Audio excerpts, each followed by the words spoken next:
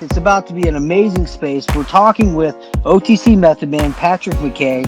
He trains people on how to trade better in OTC stocks. Now that right there is a conundrum in itself because it's not like a big board where you can study charts and chart patterns and have all kinds of different indicators, because the sentiment and emotions in OTC stocks, I would say, oscillates or vacillates so much you can't base it on chart patterns. There's a lot to learn, but we're here to help everybody get a little bit more educated. We want to see your account stay strong and find stocks that are running longer so that we can see some liquidity and some long-term gains here out of OTC stocks. So it's going to be a great space.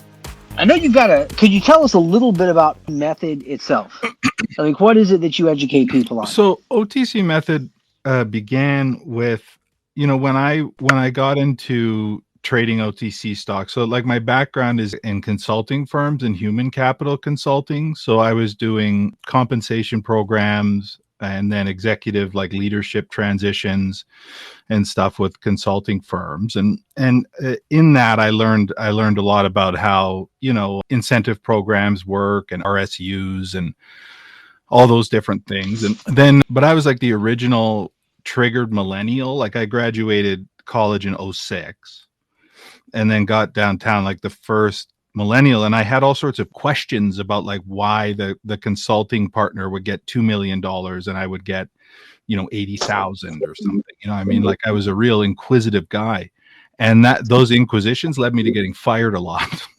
So after that, I started supplementing my income with OTC trading and was beginning to have some success and was able to kind of identify some of the different patterns that led to their running. And so, when I got started, people were doing is they were just loading up stocks with a material change on the Secretary of State website. And then after the merger or whatever happened to it, would then pretend that they were the kings of trading. So we identified this, and my business partner and I, Dario, identified this as something that is a major catalyst for change, and then began working on software that would empower traders to get that information through filingre.com. And that was launched. And so I was always interested, because just like you said, I was always interested in what's the real source of the pump, And so I got to pause you for a brief second. Sure. Filing RE got plugged in the last space, and I can't tell you how many people raised their hand, opened their Apple iStore, or went to Google Play, and were like, how come I can't find it? And if it wasn't for Shido explaining that you actually pulled down the ability to download it and get it, then everybody would have been looking. Yeah. What happened there? Unfortunately, its days of being useful have come and gone, and there's no longer a business case for it to exist. And so there's a shell of it running out there for people that had accounts once upon a time, but the functionality is extremely limited, and no one is able to ever sign up again. So kind of a casualty of of this market condition we're in the OTC. Okay. Yeah. And so when we launched that, it ruffled a lot of feathers because we kind of blew open the whole game. And so that kind of insider move that they were making on those reinstatements became custodianships, which then that is now ended, and we're in a place now with the reporting rules making it a lot less of the Wild West. You know what I mean? And so I was kind of there for all of it, and was the reason that a lot of these things became top of mind for people.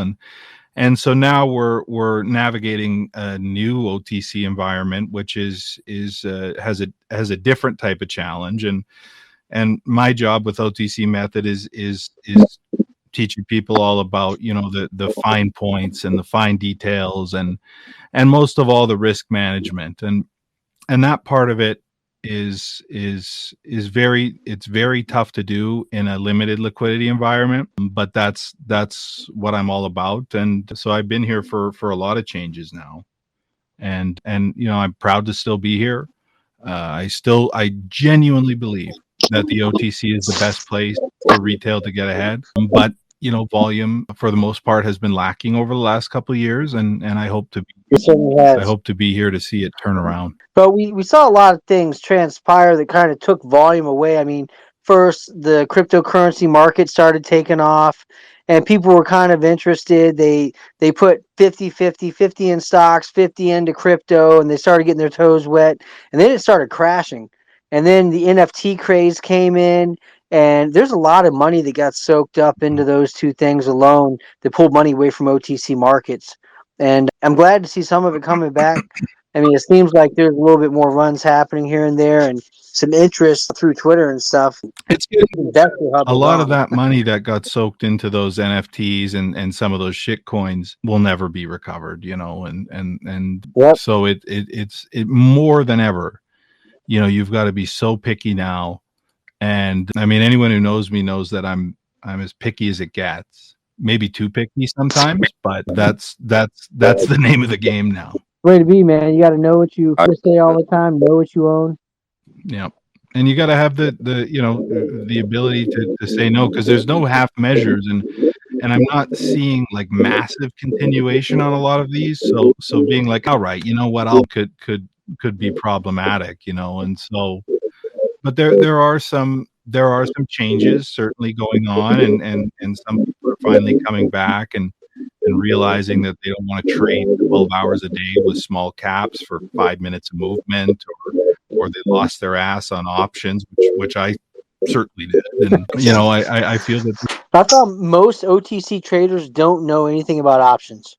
Well, I do, and what I know, I don't like. Fair enough. So getting down to it, there's a lot of things if you're looking at investing in an OTC stock that if you were to put like the top 5 things to look for before investing in an OTC stock, share with everybody what those 5 things might be. Well, one of the things that's so important is there has to be a reason for it to.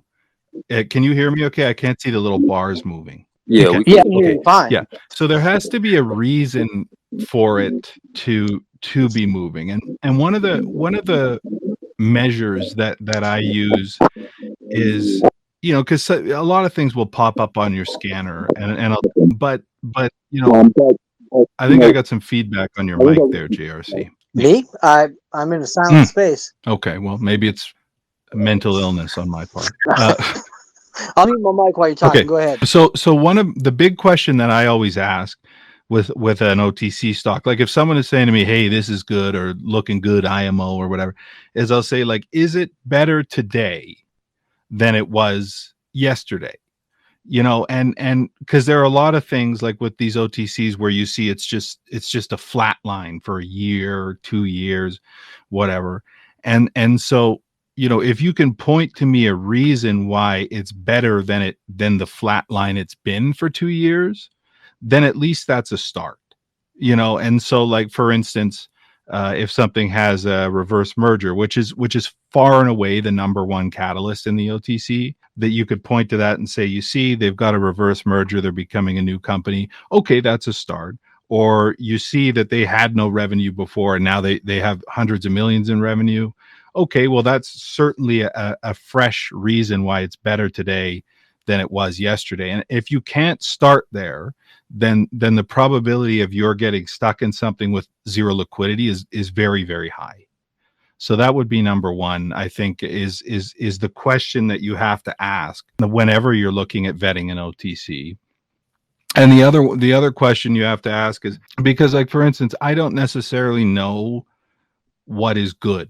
You know what I mean? Like, some people like certain types of music, other people like different types of music, some people like whatever. You know what I mean? And so it's not for me to say that this catalyst is really good or bad, although some I just don't like. But if something has happened that you could say has made it different or better than it was yesterday when it had zero volume, then I have to understand if I'm a competitor, and that's really where the chart part comes in. Because a lot of people say, charts are bullshit in the OTC, but where they're not bullshit is when you're looking to measure whether or not you're a competitor to everyone else that's already in it, and whether you're looking to measure if a bunch of people have already bought it silently for some reason, like an insider trading or something like that. If they've already bought a ton of it and now the catalyst or the news happens, you know, am I at risk here of getting dumped on by some type of an insider trader front load? And that's the chart part of the OTC that people often forget. It's not about, using, I don't know, dragonfly double flip bass doji. You heard about this? These they're butterfly dojis, I guess. That what it's about is about looking at that chart and being able to measure the average price that the shares have been bought at, sold at, from the date of whatever the catalyst is, or being able to say why was there 100 million share volume here in the days leading up to this news, and was there anything out there that I can see that would allow me to explain that volume away? Because if not, I'm at risk of getting unloaded on. So Now, hold on those are the types of things that I do. For everybody listening, one Webull, for instance, does have the ability for you to look at where the majority of stock is being held at, what prices, for instance, so you can see if everybody's holding the stock at $1 and it's at $3 already. There's a good chance if things aren't continuing to build momentum that they're going to start selling to take profit. So that's what he's referring to. Not every trading app or whatever, like Robinhood, probably not going to find that info. I don't believe it naturally shows up on Thinkorswim unless you know how to set things up. But I believe that's what you're talking about, right? Yeah, absolutely. And if you're using any type of charting platform, like I use TradingView, I find it to be the best. But if you can use, volume weighted average prices to measure these things. So I could just peg an anchored volume weighted average price to a certain date, and then say, okay, their average here is, 1 cent, and I'm looking at buying 3 cents. That's probably outside of my risk zone. You know what I mean? And so you can use those tools to pretty easily make a determination. And sometimes you'll miss it, but generally, it's a great way to avoid taking something way high, because I often see that where someone will be like, yeah, I bought this and now I'm stuck. But like, did you measure where everyone else was at before you bought it? Did you, and these are the things that get people stuck in things, and in stocks that, even people say, oh, this had long continuation, and by every other market standards, 1 month isn't that long of continuation. You know what I mean? So they're really not stocks that you can fall asleep in and wake up and be good. And I feel like that's one of the false things that people, they like to say, hey, yeah, I've got the formula to take big long swings in the OTC, but you got to be on top of this shit. You really do. And if you can't, then it's maybe not for you. Would you say that RSI can come into play with what you're speaking about now in OTC stocks? I haven't found a lot of success with it. I feel like really the mixture of seeing volume and then being able to measure price action through like a MACD or a KST, which I use, but it's similar to MACD. It's a price measurement oscillator, price action measurement oscillator. And then the big thing that's important is I found to use the Heikin-Ashi candles versus traditional candles, open close candles, because we see transactions going through on these OTCs that are like 100 shares, and that could blow away your chart. So at least with the Heikin-Ashi candle, like that candle body takes the average price of all that happened during whatever period of time you're measuring, and kind of filters out some of that noise. So I found that to also be very helpful. Yeah, that brings up one thing that people will notice with OTC stocks. There's a lot of traders that like to paint the tape. Yes. Come close of the day, if the stock's down a little bit, they'll wait till just after the close, till most of the market makers dip off, and put a trade or two in, if they're able to, on the offer, and make the stock look like it's up so it opens differently. I mean, there's little schemy things like that you want to pay attention to, is what he's saying. There are. And what's so funny is because when I was new, as I'm sure a lot of people here were new, or if you are new, you'll see that like I was just checking on my phone, and I'd be like, boy, this shit's on fire today, and little did I know it was just 100 shares that moved it, or, oh man, I got destroyed, and little did I know someone just painted it down. And so You get that's where using, the level 2 for sure, or even the chart to measure the volume that actually brought it up or down is extremely important with these, because you can get tricked if you're not attentive. Yes, definitely. And there's a lot of, if there's not a lot of liquidity in a stock, you'll also see market makers and other people with lots of money play with the stock so they can manipulate it down, buy cheap stock, and then sell it on the offer. There's a lot of things to look out for. But man, this is exciting information. Mhm. You mentioned a level 2. Can you touch base on that a little bit for Yeah, everybody? so the level 2 is it's a data tool that will show you the live action of the bid and the ask, and then the time and sales. You know what I mean? And so I use iHub for the level 2 data, and that just shows you, how much people are bidding, where they're bidding at, and how much people have to sell and where they're selling at. And one of the things that I will say though is a lot of people, and me too, like I used to be like, well, the level 2, if I'm reading the level 2 correctly, I'm doing all right. But really what's happening on the level 2 is like wind. You know what I mean? So like it's one moment the wind's going west, and you're like, well, I'm making my decision based on that, and then poof, it's going east. And that's why when people are saying to me that, well, they're reading level 2 to know what to do, like I spent, oh God, I want to say years before anyone even knew who I was publicly, trying to decipher the secret language of level 2. And what I found was that it was actually just kind of like baggy fan fiction. There's no conspiracy on level 2. The only conspiracies out there will be if someone puts up like a big fat bid that's lower than the price that people want to try and push it up. That's called a prop bid. That's surely a conspiracy. And if you're in something that's propped up and there's no real catalyst there or anything like that, like what do you think will happen when that bid disappears? So that's one of the things but that's more just retail farting around or a note holder. But as far as people looking way too deep into level 2 and determining, or like sometimes people say, well, this market maker's on it now and I got to leave because this market maker's on it, or this market maker's off now and I got to stay now because this market maker's off. I mean, those can be shorter term catalysts, but I'll tell you that some of the biggest runs I've ever seen have had like all the worst market makers I've ever seen, and the entire gang of assholes, and they've been the biggest runs I've ever seen. And that's where like you can take that information for sure and be attentive to it.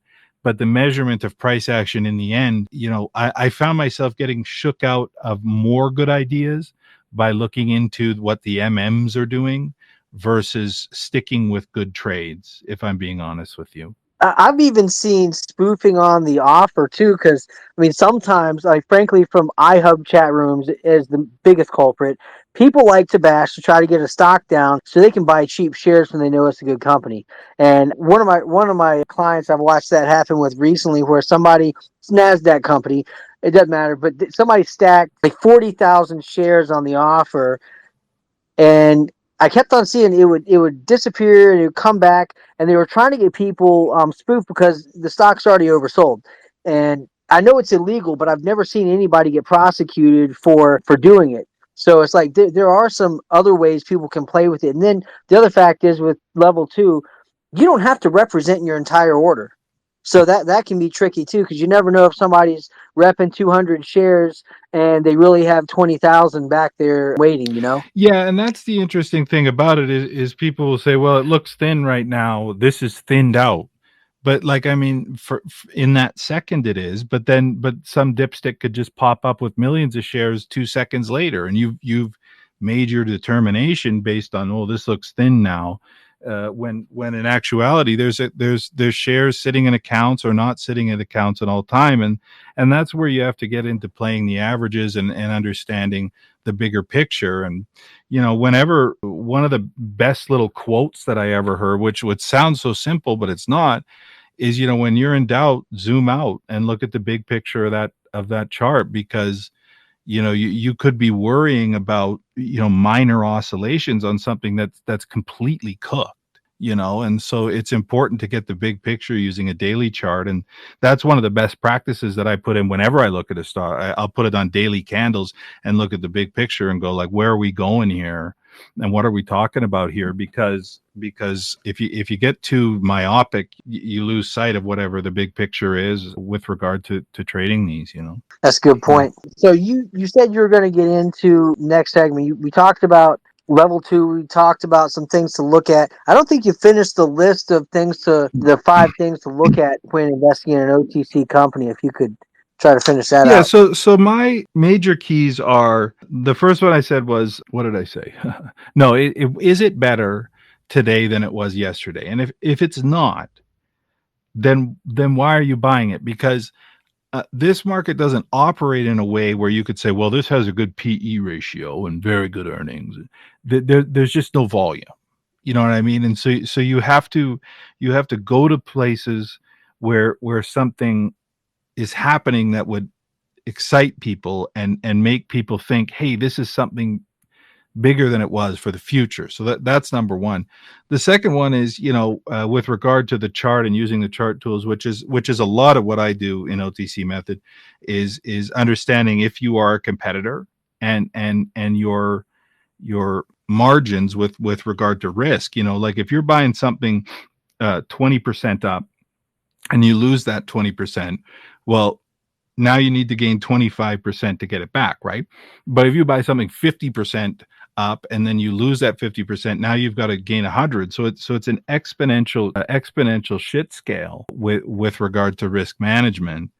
And in addition to that, with regard to OTCs, like I don't really pay a lot of attention to social media chatter in a big way. Like I appreciate it if a bunch of people are excited about what I'm excited about, but I'll also see people actively be excited about things that have been cooked for months. You know what I mean? And so I really try to tune out the social media noise, certainly in the early stage, as much as possible. And that's because I would find myself getting very flustered about, oh my gosh, I have to buy this now, or I saw this guy say that it was bad now and I dumped it and and then it mooned or whatever. Like I think there's so much to be said for, certainly using that social media bit as understanding what's being talked about, yes, but also, having a thesis and then executing it. The fourth thing for me is, and I think this is the toughest one of all. So I don't know why it's 4 out of 5. I don't even know if I have 5, but I'm going to say this thing is that you need to be willing to draw a line and say, I'm entering this today and I'm interested in this today. And if it goes below this line, I'm gone. No questions asked. And I think that goes for all trading. And if you don't have what it takes to do that and make that, and the pain that comes with sometimes it continuing, which I have tools to help you at least keep an eye on if it's looking to continue, where you could maybe consider re-entering. But if you don't have the guts to admit you're wrong and cut it off at a point where it's a small loss, then you shouldn't be trading, period, let alone trading the OTC. Because this entire game is rigged to bag you. That's the whole point of this, is for these companies to pump your ass up and get you so excited that you hold, while they just unload shares nonstop. They print them and print them and print them to either fund real business operations or fund their lavish bullshit. Whichever it is, most of them are going to zero. That's guaranteed. I think that gave us the 5, because if you say that, there's also I would look for companies specifically that don't have a lot, aren't doing dilution, 2 don't have conversions or toxic notes set up, and are looking to grow the company through running their business the right way. Well, and this is the rub sometimes, because someone will say to me, hey, I look for something that doesn't have notes in the filings. And this is especially important for the OTC. If you go onto an OTC Markets profile page for any stock, you can look at the profile page and go to disclosures. And in that, there will be, so I'll just pick a B leg. I was in this today. I am in this today. Filings and disclosure tab. So on the top there, filings and disclosure, there's OTC disclosure and news. That's the first pane of that page. The second pane is SEC filings. So with OTC disclosure or quote unquote pink only stocks, the filings that these companies present or need to become pink current do not have to be audited by an auditor. All they have to do is be written on the page and then have a lawyer. So you could hire Saul. You heard of this? Saul? You could hire Saul to be like, yeah, it looks good, and do an attorney letter up, and then you can go pink current. So if you're basing your investment decisions on these filings that are on a pink only stock, you got trouble. And then Yeah, I would say that it has to be full reporting for this to count. I do agree with that statement. yeah, I'm talking about Saul, you know. And then if you go to the SEC filings, people say, you know, I don't see any convertible notes. Well, they file quarterly, so they could have added a bunch last week that need to be converted tomorrow. You know, and this is where using the chart is so important, because one of the things I've learned is that retail doesn't sell itself red. So if you've got a chart up and this stock is moving and moving and moving and moving, and you set an anchored volume weighted average price at the beginning of the move, and you look at that volume and the price is going up and the volume's getting smaller and smaller and smaller, then yeah, they're not diluting. But if it starts just tanking through that anchor, and you start turning around and blaming retail and be going like, hey, what, you guys obviously aren't very patient or whatever. If there's no bad catalyst, you can almost guarantee they're diluting. You know what I mean? Because retail does not sell itself red for the most part. They may sell it a tick red if someone's trying to get out, but they're not selling themselves big red. And so you can see dilution on the chart, and you can prepare for dilution on the chart. And that's where people are missing it. You know, they say, well, I don't see this as diluting, but if you put it on the daily chart and you look at tiny ass candles with 10 times the volume, you know that they're printing shares, because 2 months ago it did a candle 10 times the size on 1/10 the volume. So obviously they're diluting. And then to prepare for dilution is as simple as using those anchored volume weighted average price and using stops. You know, if something is keeping a level for a long time and it goes below it, it goes below that support, it's possible people are impatient, but it's also possible that this is the beginning of the end. And that's where I got with YCRM, where it dicked around at one price for a long time. And I said, you know, if we get close to the merger and it's losing this level, I'm concerned, because it shouldn't be. And the cheapest thing, I should have got out. yeah, the cheapest thing you could do, like, think about it. You could hold it through the support and hold it through the anchored volume weighted price and hold it to zero, and then bag and beg and hope it gets back. Yes. And that the size of that loss is just colossal. Or you could just cut it off as it goes through the support. And if it goes back up through it, buy it back. And then the dollars you've lost in doing that are minuscule compared to the amount of loss that you would have to take riding a bag to zero. You know, so it's, to me, when people are like, well, I'm terrified of, should I hold or should I sell? Probably you should sell. And then if it comes back, that's what killed so many accounts in the OTC markets. right.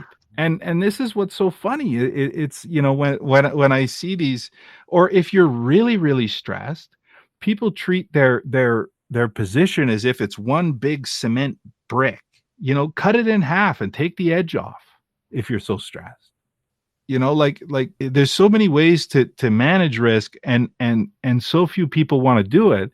And part of the reason they don't want to do it is because people are out here on social media. They're putting participation trophies on or participation stickers on each other's asses for bagging. Like, that's the virtuous thing to do, you know? And so it's a totally backwards world versus the reality, you know? And it's very tough for me to be able to translate what I'm all about to the page when everything that I feel and do is extremely uncool. It's not uncool to my account, but it's very uncool if you're trying to get engagement, and you know what I mean. It's extremely uncool. Yeah, agreed. There's so many people that have the sob story. I thought it was going to come back, and I was already down just enough to where I held on because I figured, you don't lose money until you sell, and if I was just patient enough, Oh, and it never you came back. always hear it, and Lord knows I was there too. I mean, a lot of the things that I say, sometimes people get pissed off, like, "Oh, you know everything." I don't know everything, but what I do know is I've been bagged. I've been in a cult, just like everyone else here has been at some point or is. I've been in all those situations, and to finally get free of it, even though it is lonely, is a really good feeling. And that's at the end of the day, with OTC method, like I would say I have a very good hit rate with regard to what's a runner and what's not a runner. Excellent. But, I don't get them all. I'm not always right. I go through long dry spells. But what I am all about imparting to people that want to give it a shot is that you don't need to do these things to be a good trader, and you need to, here's tools for you to help you make decisions that get those people out of your ear. Because I mean, some of the people that I encountered early on in my early days, that were telling me they were my best friend, and they were telling me these great things, and they were pieces of shit. They were the worst people that could have ever. I don't even know how they could wake up and look in the mirror, And so it wasn't until I began measuring and looking and being able to actually put data behind everything that people are saying, that I was able to finally be free, That says a lot. I mean, you're so right, because there are a lot of people, unfortunately, in this OTC space. Well, let me say it in a different way. There's very few people in the OTC space that have morals and give a shit about you anyways, because a lot of people are out for themselves. I mean, we're trying to build a community here where we're out for each other, and if there is a good company, it would be better if we work together than rather see people flip in and out of it and not see the run, last what it should, or the company be traded at the valuation that it should, based on revenues and assets and things that they have going on, and catalysts being met in a proper, timely manner. But it's tough to find people that are going to back you up. But when you find them, don't let go of them, because you won't find that many more. Yeah, and one of the things, that I've learned along the way was that people are always going to flip out here and there, and they're always going to whack it, and they're always going to whatever leave, and you can't really count on anyone to have your best interest in part. This is not a team sport. So what you need to do is ensure that whatever you're buying, like, is it actually better than it was yesterday? And if it was, then those people that flipped out are gonna get chasing again.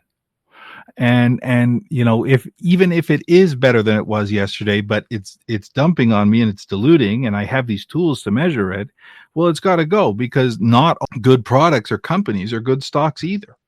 And so it's you really have to be able to divide that time. Like I love the social media bit. I'm sad that it's not quite as energetic as it used to be. But I also have a long periods where I don't open it or whatever, or interact with it much, because I need to get back in touch with, like, what are the facts here. And it's very important to do both. So when you're looking at a stock, say you found a company, they look better than they did yesterday. You have a few things, like, for instance, they were dormant for a while, and all of a sudden they've caught up on their filings. They're current again. They just revamped their website and actually started communicating on Twitter. What's the next thing you go after? So first thing I would do is I would correlate the activity with where the volume was or is, if there was any. You know what I mean? So I would say, okay, they started filing on X date. And then they started communicating on X date,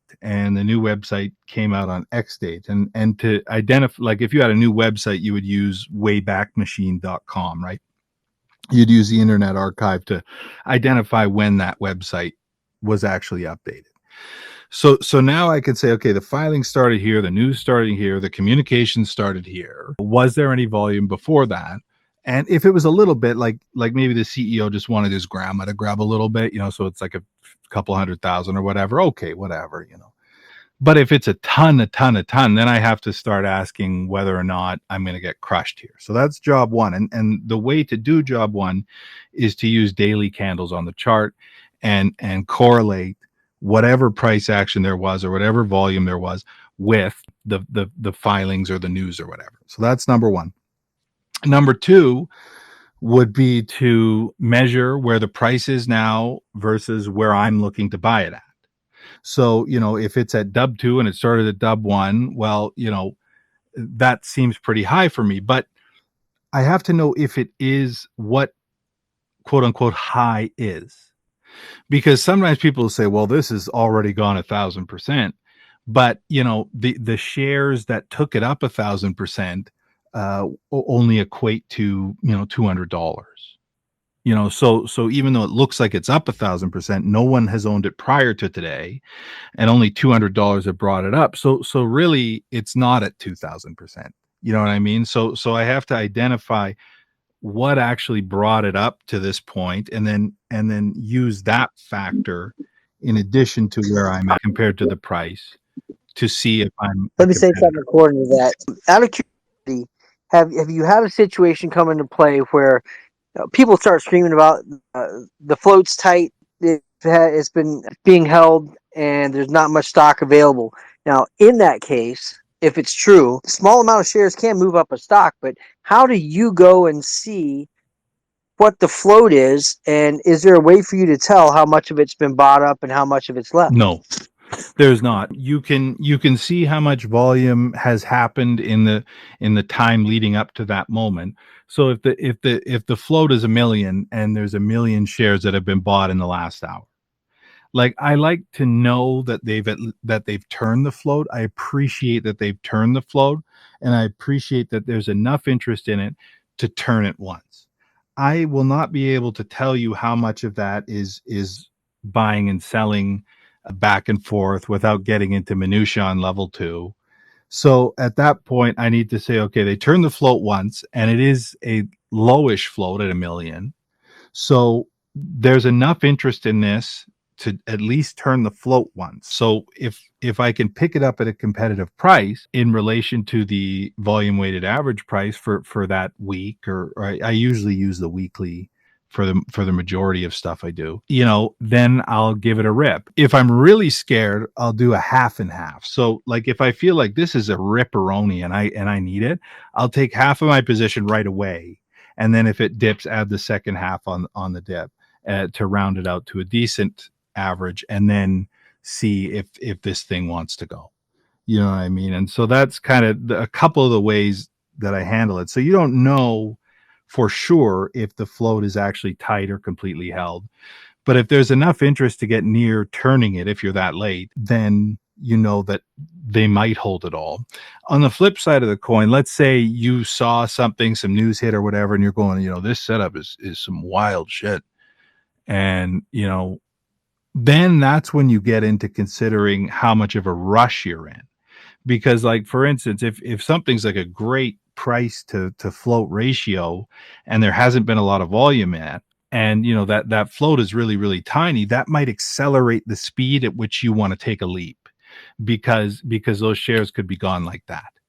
You know what I mean? And so at that point, you have to be a little bit more aggressive, is where if it's a cool catalyst, but it's also a big fat ass, then you might go, they got billions to chew through.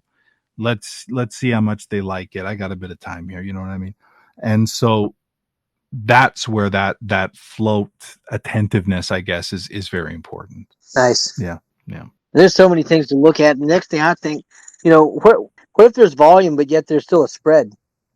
Well, what is too big of a spread? What is how can people understand Spreads that are like wind as well. You know what I mean? And that's why when oh, there you go.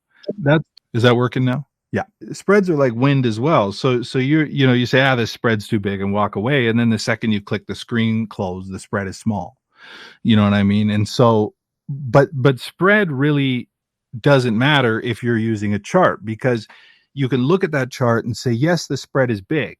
But I see that everyone who has bought this in the last since this catalyst hit, everyone who has bought this, their average is 0.6 and 0.65 is on the ask. So, I know I have to take a leap, but I also know that no one's really selling it below 0.6 because I can see that's reflected on the chart. So nobody loves a huge spread, but at least in the case of something that is spready, if you're able to use that chart to identify that, no one has it below 0.6. So the probability of them dumping it into the bid below 0.6 is significantly decreased. Therefore, you know what? Yeah, okay, I can take a leap. As where if it's very spready and someone got a ton of fills at 0.1, well, you know what? I'm not buying 0.6s off this person, and so and then you have to say, okay, well, how many, if they did get 0.1s, how many did they fill? If it's 1,000, well, that's whatever, $100 or whatever. So, that's probably not a huge risk. If it's 100,000, then, slapping across that spread would probably be a problem, and other people who are astute traders will notice that and not take the leap because of it. So a lot of spread concerns could be answered with chart usage. Man, this is amazing amount of information. I don't want to give people more than they can chew. So I would like to see if you're open to having some questions from some of the people. I've got a hard stop at quarter two. So let's do some. I'd love to do some questions, and I mean, whatever is on your mind, no matter how small. I mean, I wanted to ask people back in the day. I would ask them things, and they'd be like, "Listen, just load this up, and you're gonna be good," And I just wanted to know, like, what is dilution, and they'd be like, "Just load it." So I'd love to answer any type of question like that. So go ahead. All right, everybody, you heard it right here. If you have a question, raise your hand. I'll invite you up. And please ask it to OTC Method or anyone in the room that has an extensive amount of trading knowledge and is able to answer it and help people out. So go ahead. We'll open the floor. Who's up? Shido, I know you got questions. Go ahead. He doesn't. He's a busy man. Yeah, yes. Yeah, anyone have a question, just, anything will give you feedback. Shido, go ahead. You're here. Hey guys. Hey man. No, I just took your invitation to speak. I'm listening to the questions they have. I'm good for now. Okay. Well, next up we have Brett Corliss. Brett, how you doing today? Make sure you click that microphone on the bottom left to speak. Yeah, quick question on shorting penny stocks. I know there's shorting. Go to fintel.io where you can see that it happens. But it seems like there's so many people in all the chats saying, no, you can't short penny stocks. What's the truth? Okay, so I know you can. Yeah, it is possible, but the question becomes one of, there's a couple of questions. So the question becomes one of how much collateral you'd have to put up. So let's say I want to short something that's in trips, right? Well, I might have to, because if everyone could just freely short OTCs as much as they, without any issue, it would lead to a complete collapse of like the financial system in terms of people taking on massive debt from the losses because they move so extremely. You know what I mean? So a lot of banks and brokers put a lot of pressure on, they'll say, okay, well, for every share you want to short, you have to put up $2.30 worth of leverage or collateral. And if we don't see that in your account, bank account, or even trading account, then, we're not going to make this available to you. And so, the probability, and then the probability of someone with real money, that type of money, taking the time to short some low priced heap that could move 2,000% and send their like great grandchildren into bankruptcy is extremely low. So, shorting is possible, but I feel like it's nowhere near as rampant as you think because of those hurdles. The other part that you have to know is that when people are pointing to quote unquote short interest on stock, that short interest is generated. Like they'll say, well, this trip had a lot of short interest today. Did you see it? Well, yes, it was a high volume day. So when people are slapping and buying and selling and blah blah blah blah blah, market makers will then lend each other shares to enable the orders to be filled in a way that is orderly and keeps an orderly market. That's the point of being a market maker, is making the market. So they'll be lending shares back and forth to each other in real time to allow people to slap massive amounts of whatever this low price thing is, and then that'll show up as short interest, and people will be like, look at shorty now. You know what I mean? And it's really not the case. So at the end of the day, to factor shorts into your trading decisions with regard to OTCs is an exercise in it's a waste of time. And so when people ask me, are shorts real in the OTC? I just go, yeah, basically no. I mean, it's possible, but the probability of it affecting you on lower price securities is extremely low, like minute. Yeah. If you've been around the OTC markets for a long time, there are some specific people that I've run across that are that type of, I'll just say the word asshole. And they have a ton of money. And I know a few of them that do have the ability to, and on occasion, short penny stocks. But you have to have a lot of money to do it, like he's saying. So it's not the norm. Yeah, and oftentimes where you see shorts come out in the OTC is at the end of a big promo. So right now there's this NR shy. Right now, this is on the moon, and this is a big stock promotion. And at some point, guys can get a collateral 1-to-1 right now at about $2.30. It's at $9.25. So they don't have to put up a lot extra. And at some point, they'll pile into this, and maybe it'll get a caveat emptor, and they'll bank on it and be able to cover.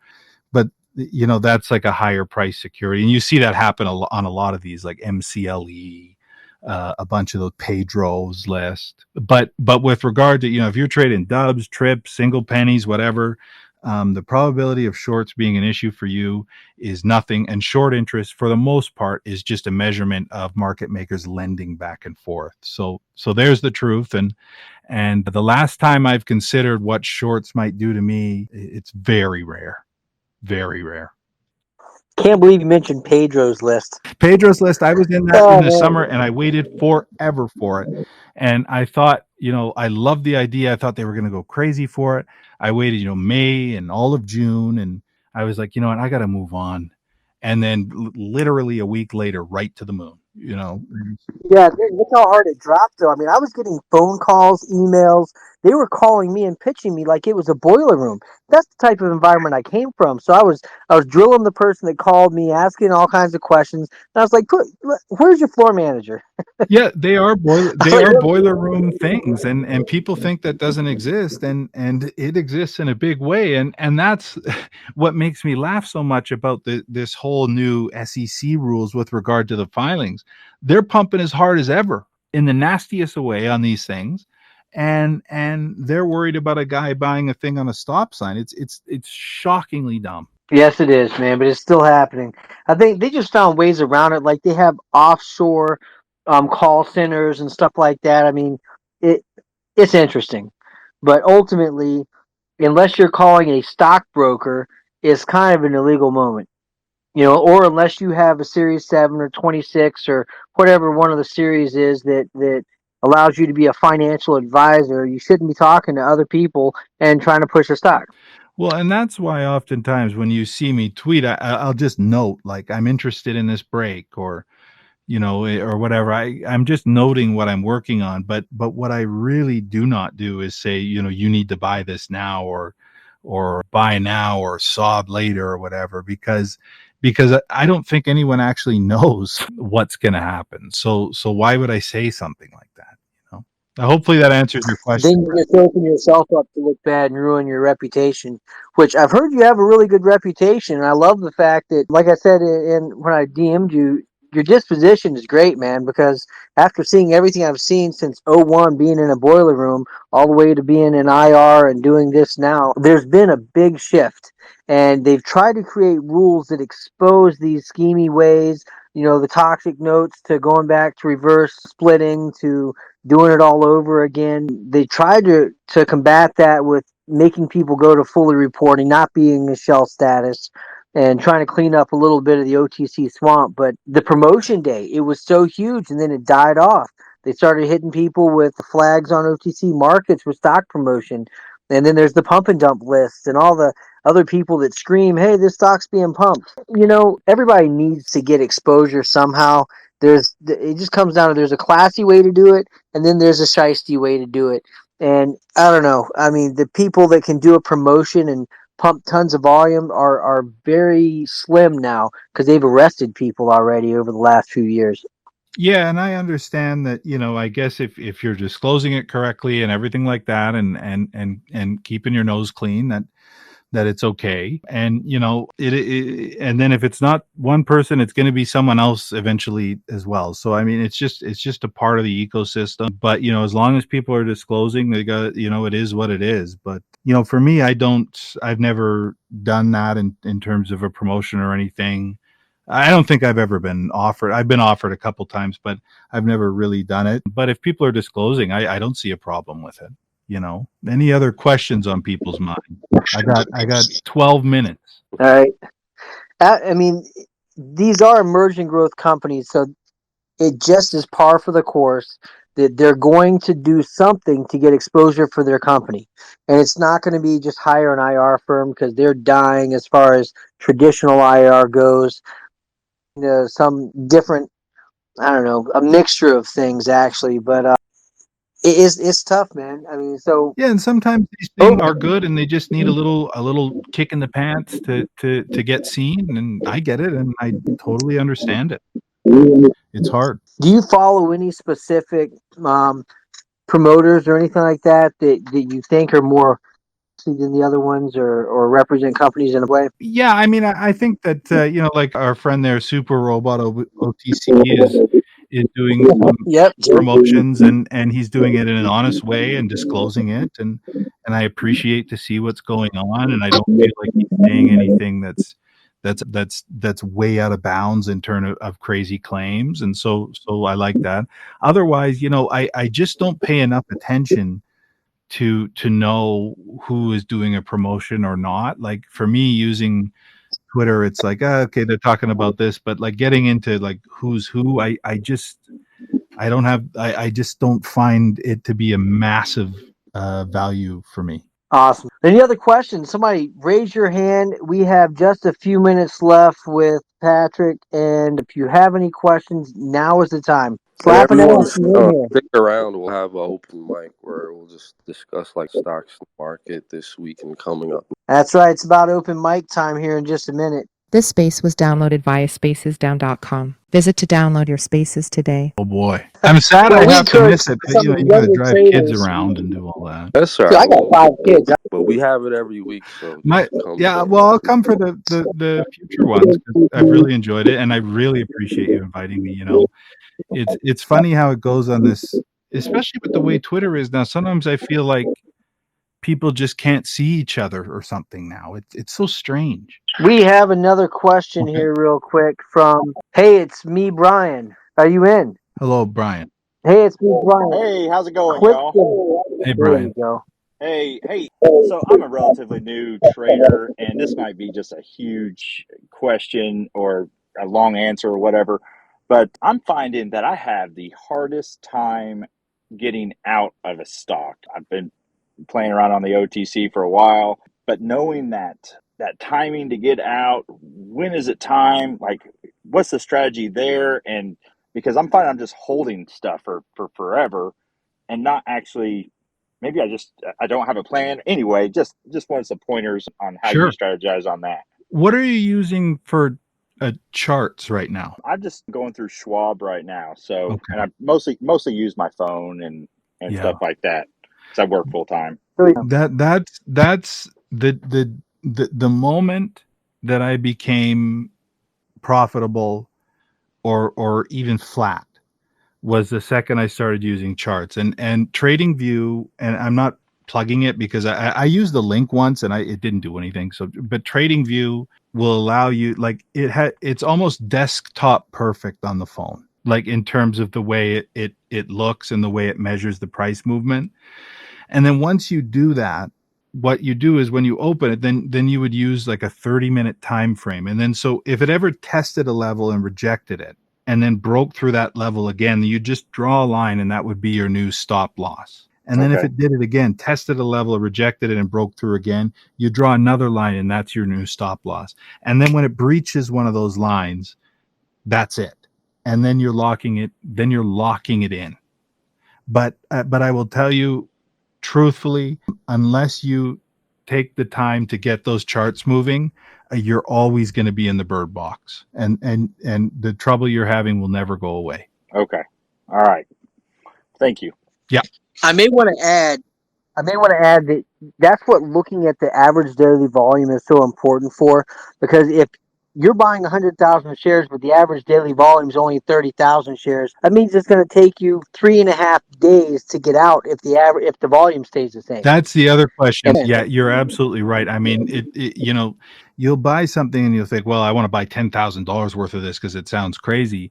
But if the total volume, and you can make a quick calculation, just calculate the volume by the current price, and then say, okay, this is done, only $3,000 today. So if I was to take 10 grand of this, I may never be able to get that position out. You know what I mean? And so, so that's another way to be able to quickly determine, how much size you're using, because that can be an issue as well. And that happened to me after COVID. Like, I was using $10,000 positions on things. And then when everyone went back to work and ghosted the OTC, I was taking these giant positions and was unable to get them out. You know what I mean? Because of the new liquidity reality. So that's another thing you have to keep an eye on. But I'm telling you, people act like chart is some ancient samurai art shit. I don't even understand these people. But what I do know is that if you're not anything in life, if you're not measuring it, it's impossible to improve it. Yeah. Yeah. All right. Well, thank you so much. Yeah. Great question, man. Great question. This is what we're here for. Anybody else have a question? We have all of 5 minutes left, and he has a hard stop. So if you have a question, raise your hand. And if not, we're going to move into open mic time, where we encourage traders to bring a stock in focus that they have. And by the way, use that hashtag so other people can find them. Stock in focus. Put a little bit of due diligence in that post.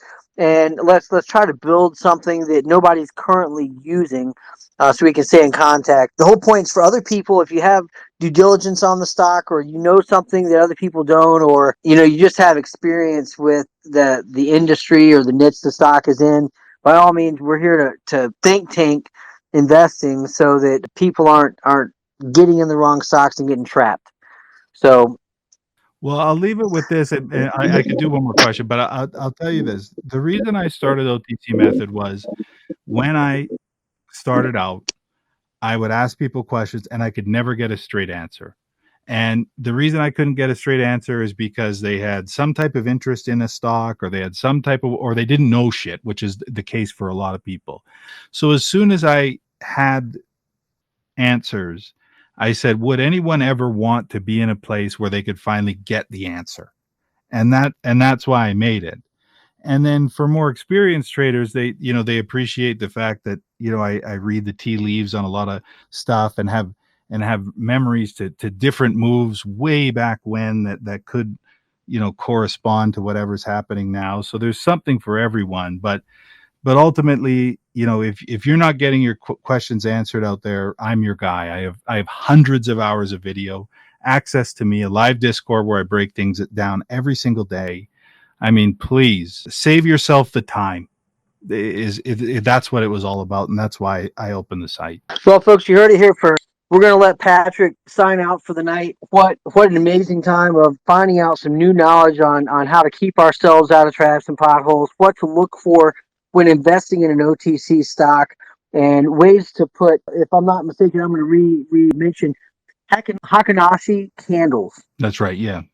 Not just use Hakanashi candles so that you can filter out the noise. There's so much information that we've gone over here. We've gone over level 2, we've gone over spreads, we've gone over looking at whether a company is better today than it was yesterday, looking at catalysts and looking at, promotion as the stock shot the moon, and if you're buying in on the tail end, kiss your money goodbye. There's a lot of information to be had. This is recorded. You can go back and review that information again if you didn't take notes, but by all means, educate yourself. Know what you own. Thank you so much, OTC Method, for joining us.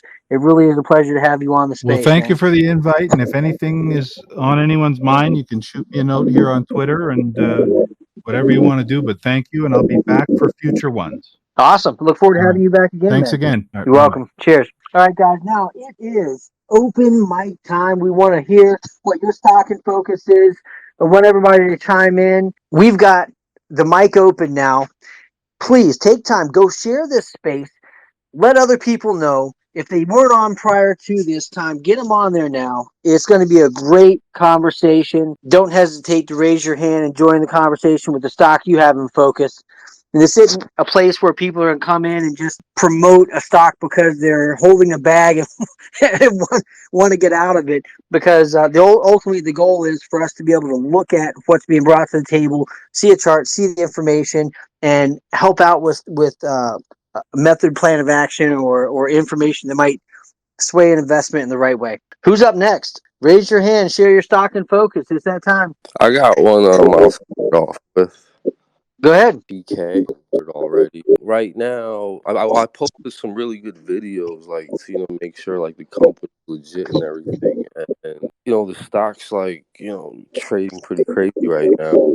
It's like one of the most volatile ones, and I guess like from here, some things to look for, like just some things I'll point out, like the officers match of the change of control that happens. The CEO and founder of the JFH company in China. So I guess like from here, the company seems legit. It's the same officer that owns the shell.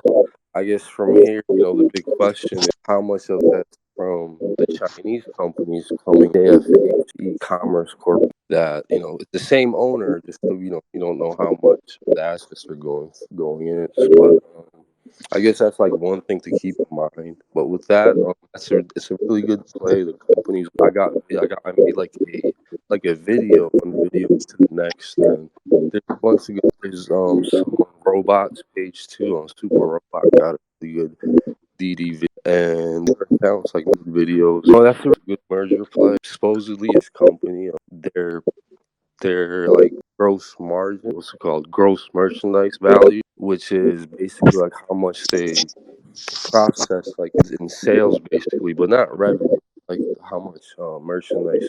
For example, like Amazon, like it would be like how much they sell on the platform, which that Chinese company, it's like 50 billion yuan or something. So that's what we see from like Chinese news sources. So it could be like a really big play, one to watch out for. If anyone else got one, a good play that's like picking up momentum, feel free to share, what you got with us. Hey, slapping ask if you're here. Raise your hand, girl. I know you have something to say. Also, Super Robot Jake, if you have a second to respond on IGPK, we'd love to hear from you. I know that's a stock you've mentioned quite a few times over the last few days. I invited you to speak, so just click the accept button and go ahead and share something if you have it on IGPK. We've got some great people in the room. Hulk Investments, Slap and Ask, Iguana Investments, Stock Eva. Yeah. Man. A lot of traders, a lot of investors. If you have a stock in focus, bring it to the table. Let's talk about it. Yeah, anyone request to speak and share what you got? Well, I do have an update on a stock I've been watching and a stock I've been working with a little bit. Just give everybody an update. If you have looked into TTNN, I know it's quiet, but for a reason, they're about to launch a brand new website and they've got some investment stuff put together and they're in the middle of being audited to make it a QB listed company and go from pink current to QB. So that there's some, like like Patrick was saying earlier, are they better today than they were yesterday? Now there's a spread. There's not stock available. There's nobody to sell. If you look over the charts, you'll see it's really nobody selling below 22 to 25 cents. And it's a solid investment. I'm telling you guys that you're going to see the spread tighten. You're going to see financials coming out, and you're going to see news. And this company hit the ground running here in a month or so. So if you do have time to take a look at it, go ahead and do that. I really think it's going to be worth your time. Buffalo, go ahead, man. Bring it on. What do you got? Hey guys, what's up? I just want to make sure you can hear me. Yeah, definitely love the IGPK play. That one took us by surprise. I covered that one with a bunch of old due diligence, but it looks like it's shaping up now. I don't know. I know you already covered on it, but there is a good chance that they could be rolling a good portion of this company into the ticker. So even if they just did 20% of that, I mean, we're looking at a valuation to outstanding share. You do the math yourself. It looks absolutely promising. ILIS has had, you guys know me, I'm big on ILIS, that has had a huge rebound. I doubled my position at 007. But look for more going on there. I actually had a 45-minute conference call with the CEO, not CEO, managing director, JP Backwell, yesterday. We had a great conversation. So be on the lookout for news. He could only give me so much, but we will be doing an in-depth interview. There's a lot of changes coming in the next week or so, so I'm pretty excited about that. And one ticker, actually, Lisa Matthews and I were looking at was FLES. Now, I have been hearing some chatter, and I've been in some conversations. If you look at this thing, it has a market cap of 110 thousand. That's it. There's a half a billion authorized shares. Now, once again, that's ticker FLES, Auto Parts for Less Group. The outstanding share count, guys, is 7.9 million. 7.9 million. You could blow on this thing, and this thing will just move. All right. So right now, I do have a source that Brett Rosen was going to buy a big chunk of this and help get it going again. Their target price for this is 20 cents. I and a couple others are not loading into this one yet. We're looking into like next week or the week thereafter to get a big chunk of this company. You can literally buy this shell for 70 grand. So that's one thing that they're looking to. The share price beforehand. A little quick story on it. On FLES, they were supposed to uplist, and they went through the reverse split. They went through everything that they had to. And then the day they were supposed to do it, they canceled it. Not the company, but the banks, the funding, everything got canceled. So that one you definitely want to have on your radar. I'm thinking about making a move, in like I said, in the next week or so. So that's really all I got. Just wanted to share that with you guys. Thank you very much. So there. Hey guys, if you don't mind, I'll jump on real quick to share because I only have a few minutes. I got to go, but I'll just go over a couple tickers that I'm looking at or that I like and the ones that I'm in, stuff like that, right? So let's see. Obviously, GTVH, epic fail. They diluted on us. BDPT, really nice buying today. Guys, just I can't go over everything. Just look up the charts and stuff. Do your own research on the tickers. But BDPT, really nice buying today. You look at the chart, you'll see big history of big runs. If this breaks out of trips, it's gone. Easy trade. All right. Next one, IGPK. Bronze posted a ton of DD on it. Go check it out. I have a lot of stuff on it as well. But it's pretty much, I mean, indisputably, basically the biggest merger that we've seen in a while. So take that as you will. Trade the trade. But I don't think there's enough information out there now that you can't deny that it's Jun Fang Hong. I mean, they've literally confirmed it.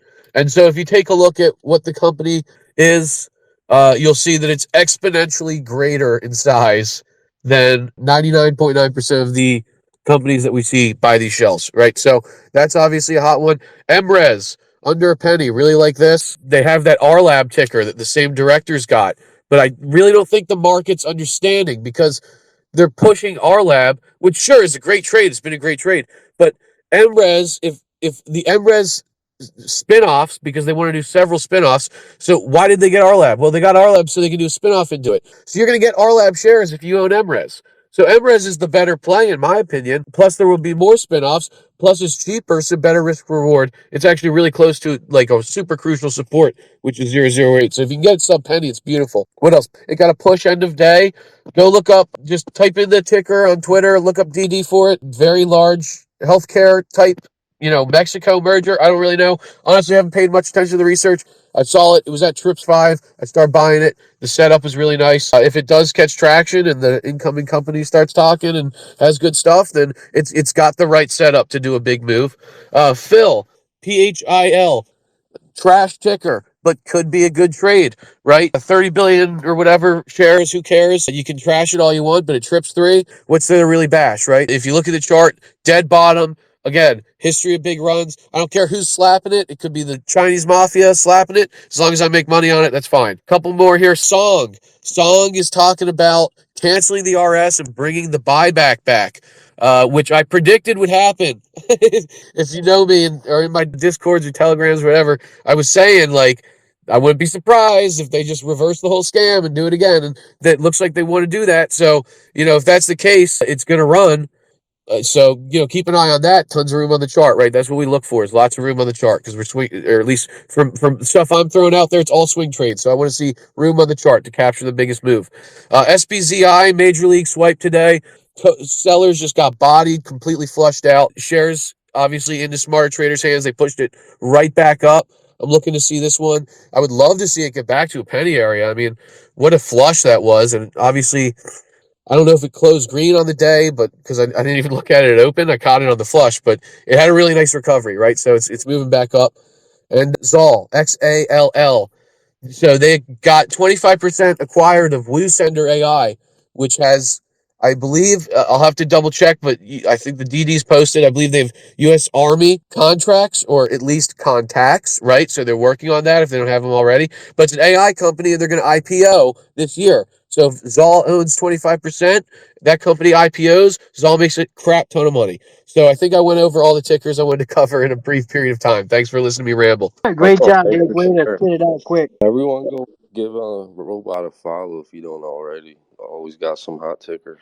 All right, we got two other people up, Mr. Hobbs and Slappin' Ass. Which one are you up next? Oh, ladies first. There's a gentleman. Slappin' Ass, welcome back. I know you've got some news to share with us, a stock you're looking at or a trade that you got in today.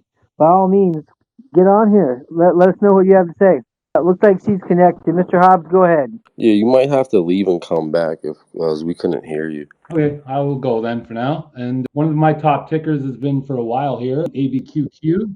It hasn't had major movement. Well, it has since 0001 to 0035, but she's sitting at the 002 rate. The CEO in the last, let's say, since December, I think it was the 4th, he had purchased over 201 million shares, with the 151 million being at 001. 43, this is off the top of my head, so people might want to double check the numbers, but I'm pretty clear on my memory on most of these. So 43 million at 0016, 7.4540 or 7.54 million at 002. So that totaled over, I think it was 238,000.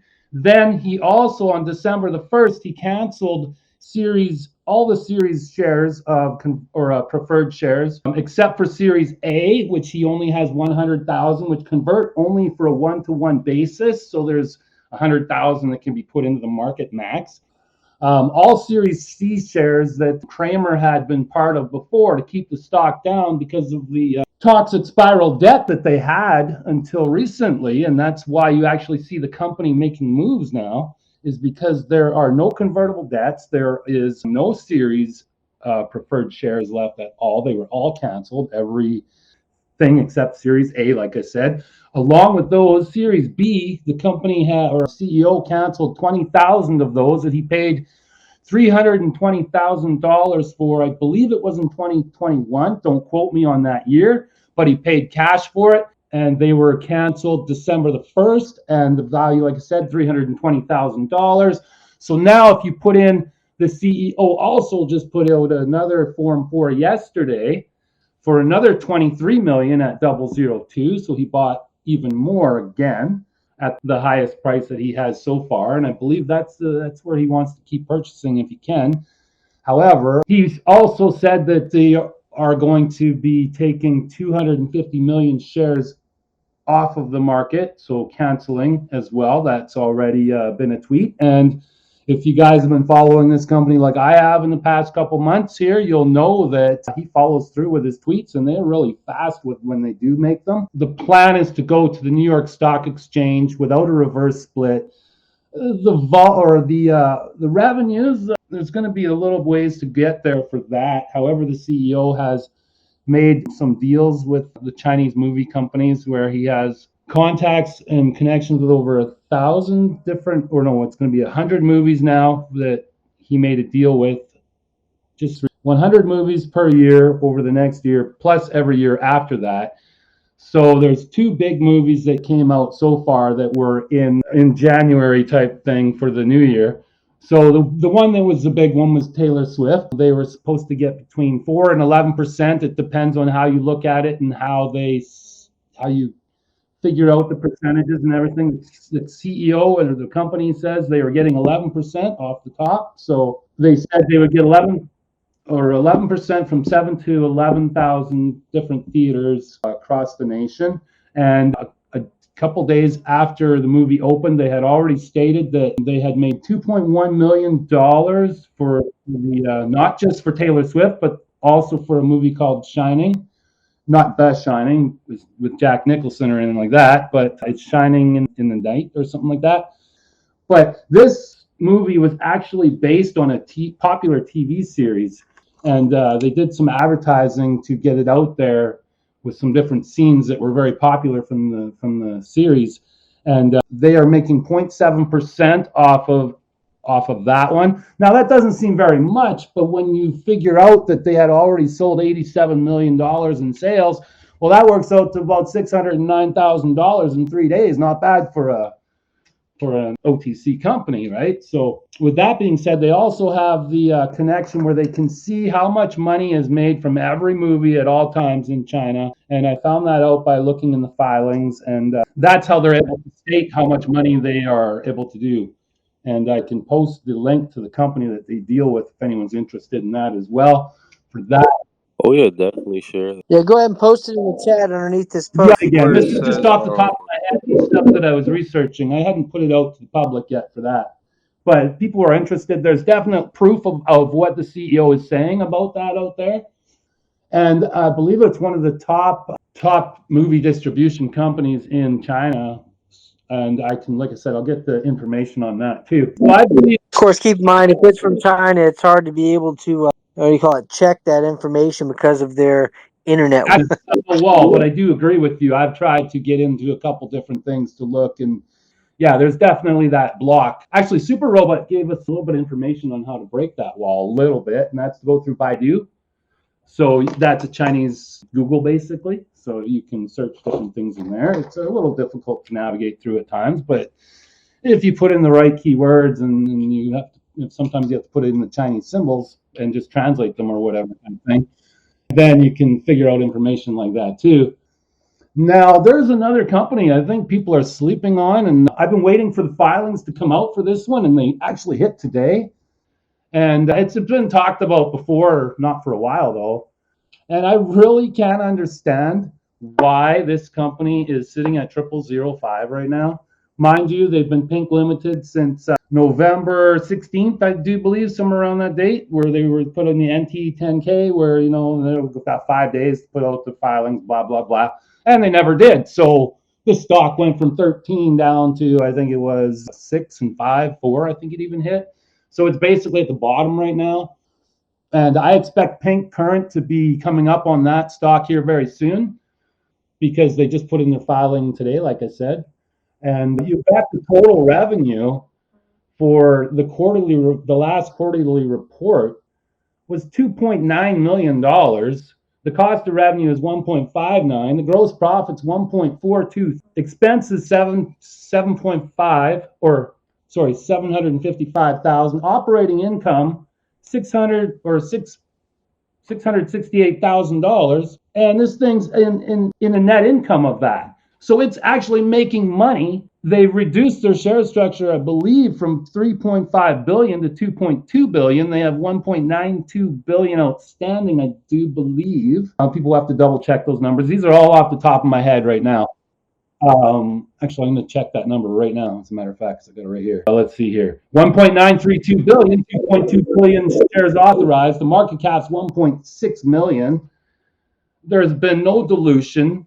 if you look in the filings as of today, there's no convertible notes left. There's like, this company is one of the top ones sitting in triple zeros for no reason. So I'm loading it up so people can join me if they want, but they're cheap right now. As far as I'm concerned, you get companies in triple zeros, you get billions outstanding, you get billions and billions of all these convertible notes, and you got all this toxic dilution and all this other stuff. And this thing here, even their shares, when they convert from the preferred shares, I believe the max was like 10 for each share, or maybe 4 on some of them. But there's so little compared to the other ones that you see going on out there. And this thing is at rock bottom, like I said, in my honest opinion. And if I may interject with one more, Hold on, before you go on. Every tick counts when you're dealing with the trip play. I mean, there's a massive percentage gain just when it moves up one tick. So if you're looking at getting into penny, I would say, what is that, thousandths of a penny plays, then you got to really pay attention. Don't love the stock, don't drink the Kool-Aid, but a few ticks and get back out, because you can make a lot of money doing that 3, 4, 5 times over rather than buying and holding. You know, 100%. 100%, but I don't believe this thing's even began to run yet, because like I said, it's pink limited, and it's been that way since November. They verified the profile in November, transfer agents verified. Everything's looking good about this company. They even have in the filings. See, one of the things I think people were worried about it being that they thought it might be a scam company, because they were supposed to open up a resort, and someone got a hold of the resort owner, and they never did. But in the filings that you just see recently, they say they canceled that. So that's why they say they don't have any connections to it anymore. So there's reasons why people bash, and then there's the truth out there too, right? But you have to be able to discern it for yourself and do your own research. Don't trust anyone for anything ever.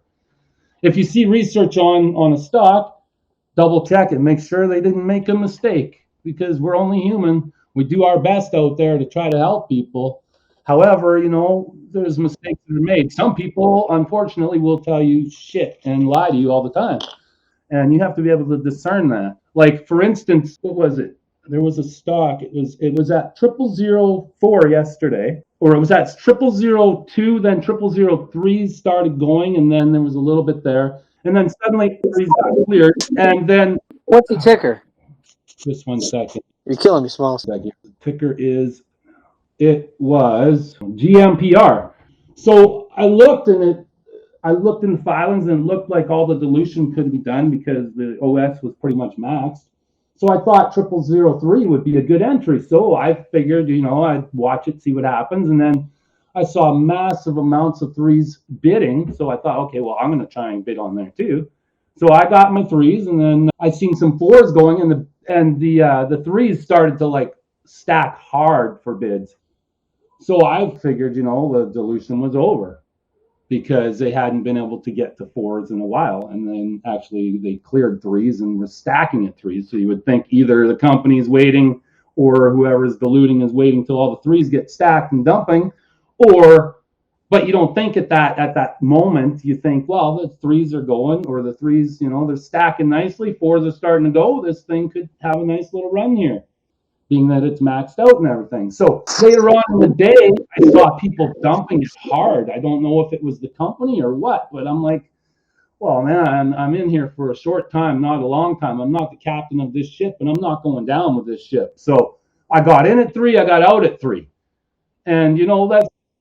So you only lost the money for the cost of the trade. That's not bad. At least you're not losing your Exactly. shorts. Somebody posted there a question. They wanted to know, what was the stock you were talking about that put in the resort deal and got canceled? What was that? That is GGSM. GTSL. Double GSM. GGSM. Gold and Gemstone Mining. They actually even have a change of, looks like the name change on the filing, but it hasn't been processed yet. So I believe they're going to change the name to something else here very soon. So there's a lot going on with that company, and yeah, they did dilute a little bit, but then that was to get rid of the preferred shares, or not the preferred shares, but the convertible debt, and some of those also converted to preferred shares. So like I said, there's no chance of converting unless preferred want to convert again, but I don't see why they would instantly if they already just took the time to put them in preferred shares. And then, the company got behind in their filings. And like I said, they just got caught last night or the note, right? So I expect a pink current, and I personally expect some volume in that stock in the next little bit, but there hasn't been much. And I'm sitting there and I go through all the filings on it, and I'm like, I just don't get it. Like, why are there's a dirty side to OTC stocks that you got to keep in mind when it comes to dilution or converting. Anytime they have a debt instrument, anytime they have a venture capitalist that's giving them money, you'll see the authorized shares increase because they have to cover the loan that they got, represented in, like, depends on the situation, but mostly twice the value in number of shares. So it's really, one, you'll see the stock become a bloated pig, and secondly, it depends on whether or not it's restricted stock or what the case is on how long they have to hold it, or if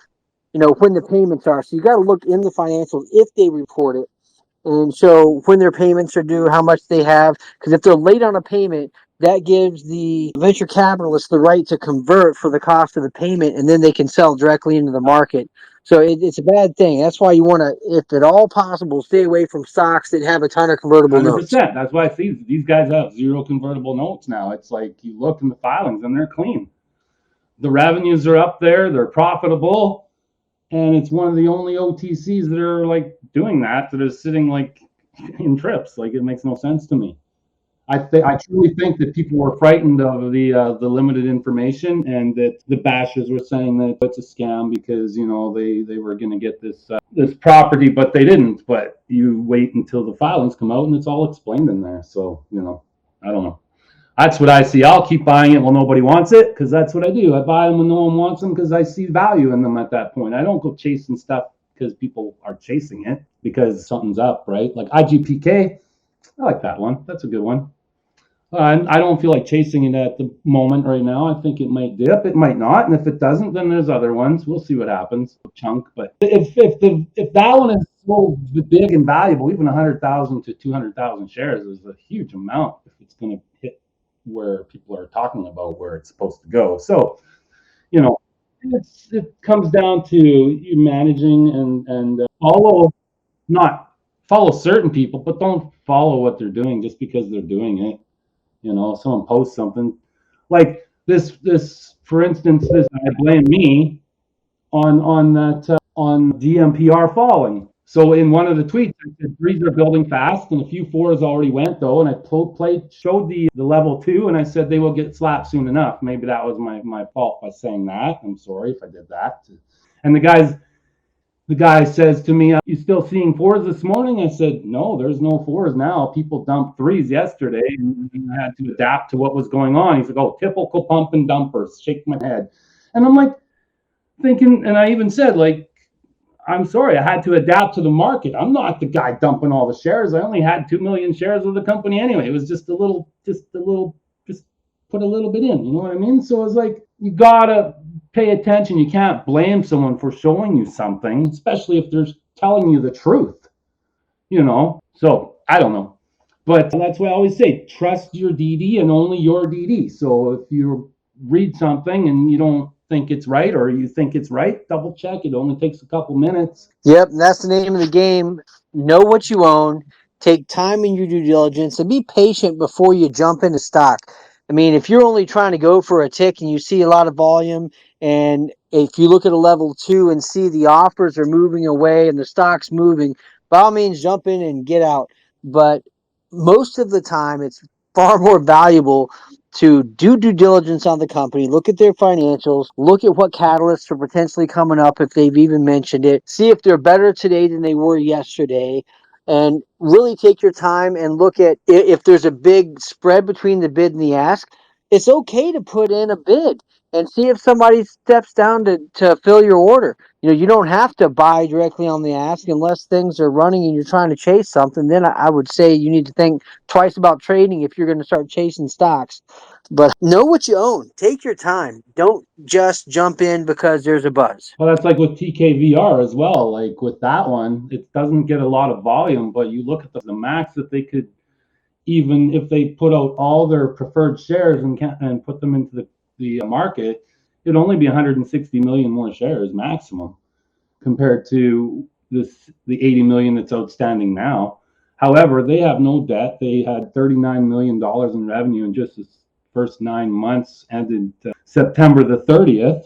They have $1 million in liability, no convertible debt. They have constant, not updates or anything like that, but when you look at the filings, and that's more important than the pumping to me, is the share structure and how it got there. And this was one of the top reverse merger last year, and that's what everyone's looking for in the market. They're looking for the next great reverse merger. Well, there's one already there with a super low float of 4.185 million. Like, I think maybe the liquidity could be a little bit better. However, being that it's so small and their net income was $5.6 million after 9 months. Like, profitable. You know what I mean? And sitting so low, this stock to me should be in the dollars to me. And if you look at where the company actually owns shares at, most of them they're over $1. So, and that's from when they transferred shares and brought the company and however they got it all together. But Hey, I do want to remind people this is an open mic, so if you do have a stock in focus to share, raise your hand. Everybody that's in the room, if you have time, go and share this space with other people. We're going to have a recording of it and post it later, so you can take down notes, hear about the tickers that have been mentioned. That's part of what Baran does as part of this space. He's going to go through and scrub our conversation and post the link later with the recording of this space and list some of the tickers that we've talked about. So by all means, raise your hand. Get involved in the conversation. Don't just sit there and listen and be quiet. I mean, this is about building a community, okay? Go ahead. And there's just one more that is sitting out there that it's a good one, but they're waiting on some information and a payment to complete the reverse merger, and that's RMRK. And there's no convertible debt in that one. Again, I really love the stocks with no convertible. They're huge. They just take time sometimes. Right? You know this company can't dump into you unless they decide to, they can dump into you, don't get me wrong, but lots of companies don't want to do that. They have to because the convertible debts force them to. Basically, is what happens. So, that's pretty much all I got on those ones. There's lots more information I could share with about all those stocks, but I don't want to take up everybody's time. Everyone's got other things to. You got other speakers, I'm sure, but if there's room at the end, I'll throw some more facts. I'm good for now. Thank you for the time, ladies and gentlemen. Appreciate that. Well, thanks for coming up. Yes, yeah, you threw out some good ones. Anyone that listened definitely can replay and check them out. Anyone else want to speak? Just request and any good stocks that you see with momentum or good news or catalyst. Just let us know. This is what we're here for. We want to hear what you got, and we're actively trading these stocks. A great place to share. And yeah, anything good you got, we'll do research on, and you might even see us post about it. Give us what you got. Definitely. I got to plug one low price. It might be a NASDAQ stock, but one low price stock. And you can quote me on this. I believe it's going to take a really nice run here shortly. I'm staking my reputation on it. But GMGI has been sitting in a very, very quiet stance for a long time. Investors have gotten frustrated, and the market, because it's had low volume, the stock's been oversold, and people have played with it, manipulated the price down. Well, it's sitting underneath 250 a share. And this stock is trading at half of the multiple that DraftKings is. But it's one of the only profitable gambling stocks in the industry in that niche. And they're acquiring a company 3 times their size. Now, I expect as early as tomorrow, we could see the proxy be approved by the SEC and NASDAQ to be able to send out the vote for that acquisition to be finalized. It's just a formality. The proxy vote, NASDAQ asked them to do that just so the shareholders are in touch with what's going on. But ultimately, the CEO has all the voting right in the company anyways. So even if everybody voted no, it'd still be able to go through. Both companies are profitable. Both companies are operating with over 52% margins. And what that does, the reason this is a catalyst, is it puts that stock as a small cap. Now they'll go from a stock we're investing where institutions and fund managers can't even buy the damn thing because it didn't have enough revenue and it was too small of a company. But with this acquisition, it'll move them into small cap. They'll be doing over 135 million in revenue a year and profitable. I believe they'll be at like 27 million in EBITDA. So put that on your watch list.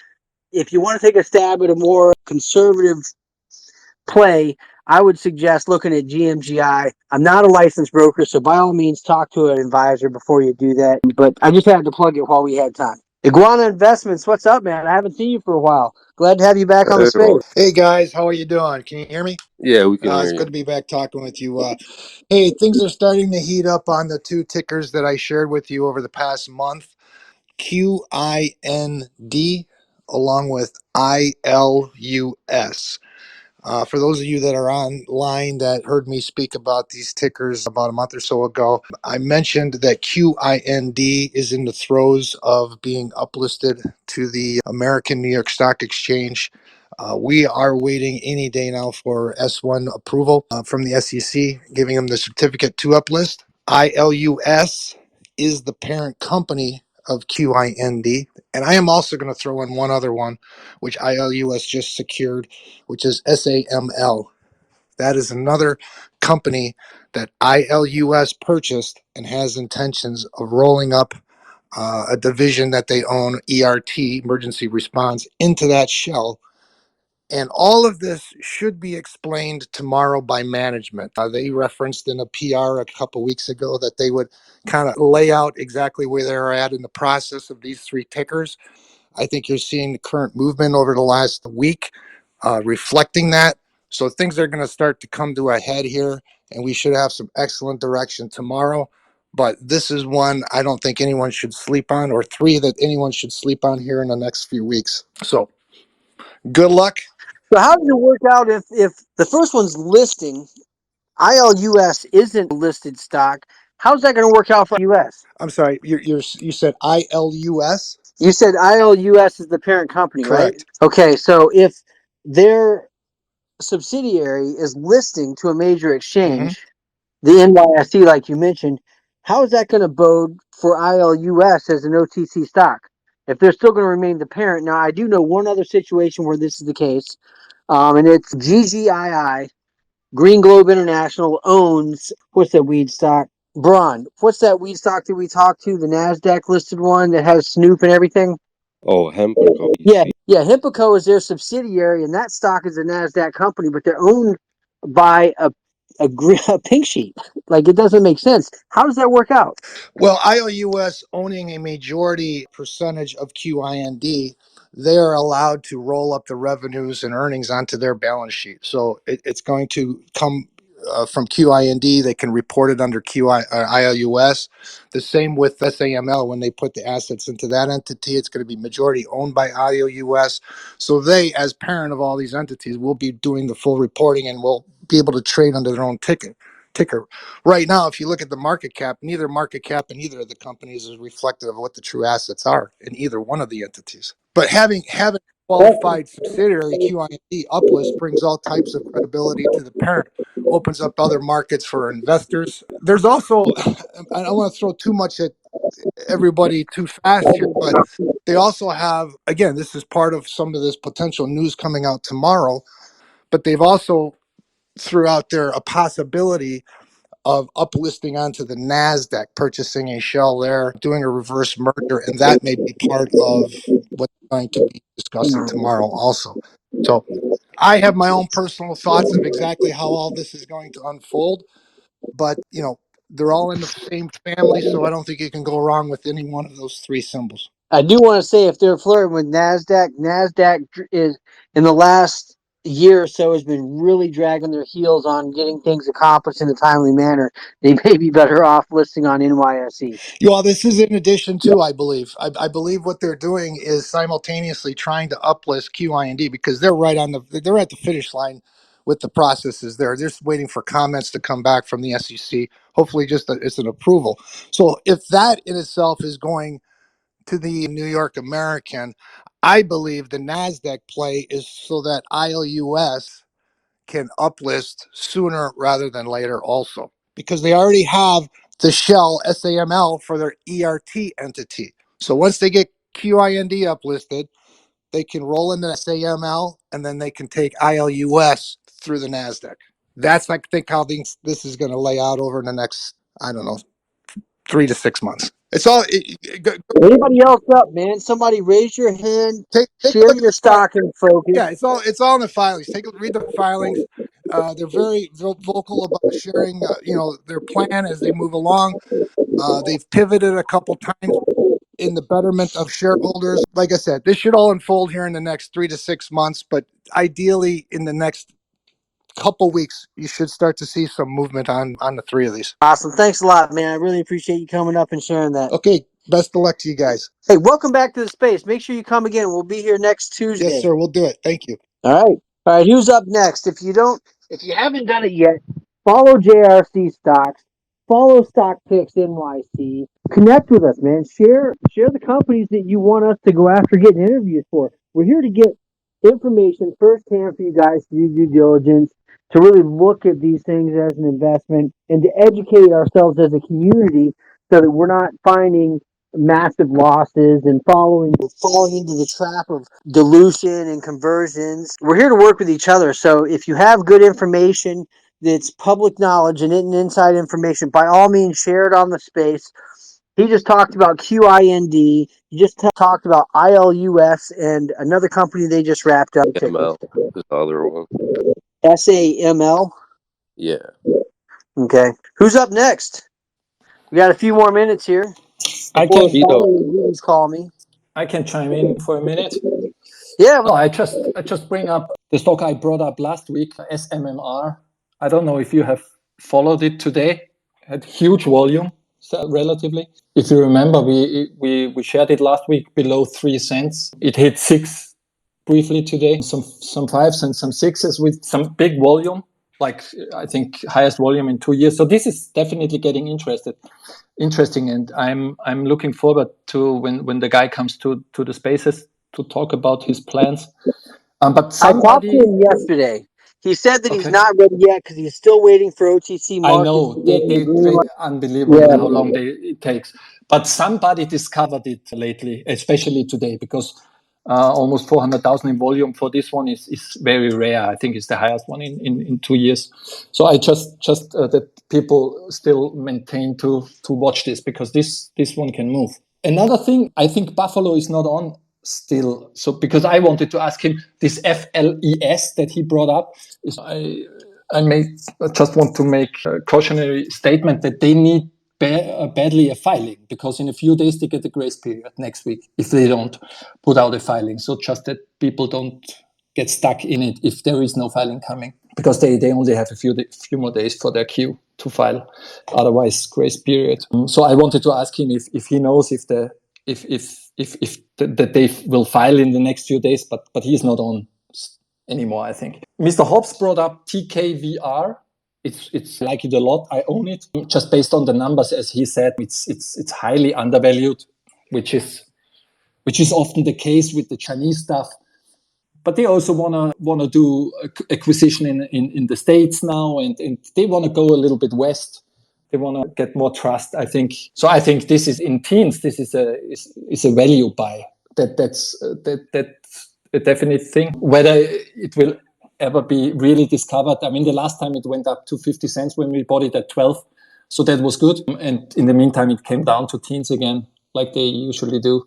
So that's another one that is a good thing. And Iguana brought up SAML. I traded SAML when they had the change of control thing. The problem was it's back down because they dumped on us, actually. I mean, DTC went from 10 million to 26 within this time. It was impossible to hold up. This one could move greatly, but they, I mean, obviously they have to stop dumping on us.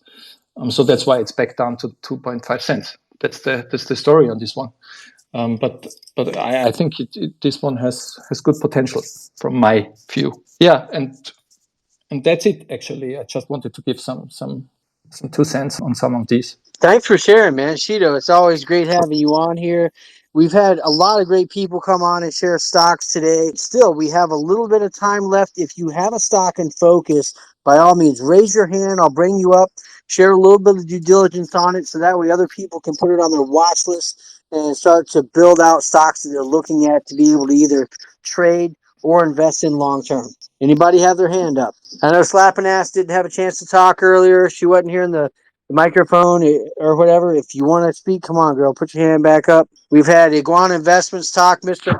Conversation with OTC Method Man. We've had Jake Super Robot come on. Guys, here's an opportunity. If you have a stock you want us to look at, by all means, put it up. All right. Well, fatherly duties are calling me. I don't have too much time left, so I think we may be able to wrap up this space for the night. We'll be able to post a recording of this. Make sure you connect with JRC Stocks and Stock Picks in. Make sure you give OTC Methods a follow, Super Robot. There's great people to follow the stocks that they're talking about and do some due diligence on. Don't just buy it because somebody mentions it. Go and do your research. Look at a chart. Look at the volume. Look at the market makers on level 2 and ask yourself some hard questions. Is it better today than it was yesterday? Look at the executive leadership of the company. Look at their histories. Do some simple digging before you jump all in on something, because we want to see you here tomorrow with money in your account and the ability to keep this liquidity flowing in OTC markets. It's picking up. Don't miss the wave, okay, guys? Have a great night, Stock Picks. Do you have anything left to say before we go? Good stuff. We just research on these stocks. We're here to work as a team and really collaborate together and find like the best OTCs out there, because most OTCs, they are trash, so we have to find the good ones and do our. Everyone share the space. We had really good information for like beginner traders. Kiko, OTC Method Man, we call him. He's really great at Pat Mckay. So everyone, some really valuable information for beginners or novice traders of any kind, and some really good tickers at the end too. Definitely do your research on everyone mentioned. We had good speakers and some really good companies, in the OTC. Some you could call gems. That's what I like to call them. So, well, yeah, just share the space with everyone.